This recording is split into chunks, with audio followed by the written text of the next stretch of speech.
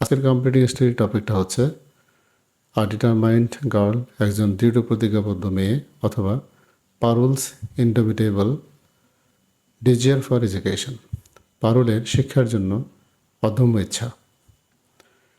পারুলের জায়গায় অন্য কোনো নামও থাকতে পারে। এটা একটি ক্রিয়েটিভ স্টোরি। তাহলে আসুন মূল আলোচনায় চলে যাই। Parul was a school girl whose parents were landless.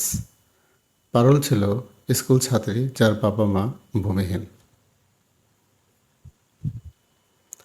They were unable to bear her educational expenses. তারা তার লেখাপড়ার খরচ বহন করতে পারেননি বা বহন করতে অক্ষম ছিলেন। তাদের সামর্থ্য ছিল না। এক্সপেন্সেস অর্থ হলো খরচ, এডুকেশন অর্থ হলো লেখাপড়া। But Parul was determined to reach her goal without taking financial help from others.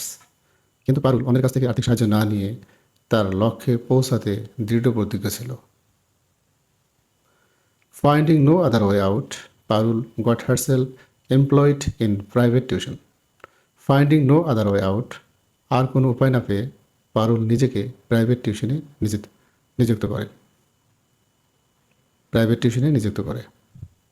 She had to teach a group of small boys and girls from 4 p.m. to 8 p.m. তাকে বিকেল 4টা থেকে রাত 8টা পর্যন্ত একদল ছোট ছেলে ও মেয়েদের পড়াতে হতো। After passing SSC with GPA 5, she got herself admitted into college. GPA 5 সহ SSC পাশ করার পর সে নিজেই কলেজে ভর্তি হয়। She was very laborious. সে খুব পরিশ্রমী ছিল। And she was mentally strong, though she had a lot of problems. এবং সে মানসিকভাবে শক্তিশালী ছিল, যদিও তার অনেক সমস্যা ছিল। দো অর্থ হলো যদিও। As usual, she studied heart and soul.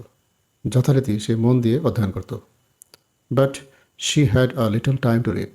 কিন্তু তার পড়ার জন্য একটু সময় ছিল, অর্থাৎ সময় খুব কম ছিল।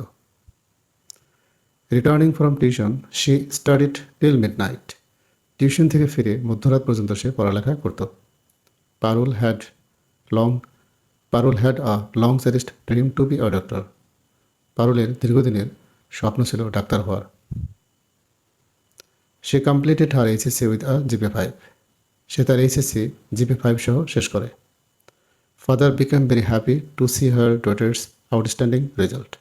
বাবা তার মেয়ের অসামান্য ফলাফল দেখে খুব খুশি হয়েছিলেন। In the mean time Parul very happy to see her daughter's outstanding result. বাবা তার মেয়ের অসামান্য ফলাফল দেখে খুব খুশি হয়েছিলেন। In the mean time Parul's father saved some money for her daughter's higher education. এর মধ্যে পারুলের বাবা মেয়ের উচ্চশিক্ষার জন্য কিছু টাকা জমিয়েছেন। He sent his daughter to Dhaka.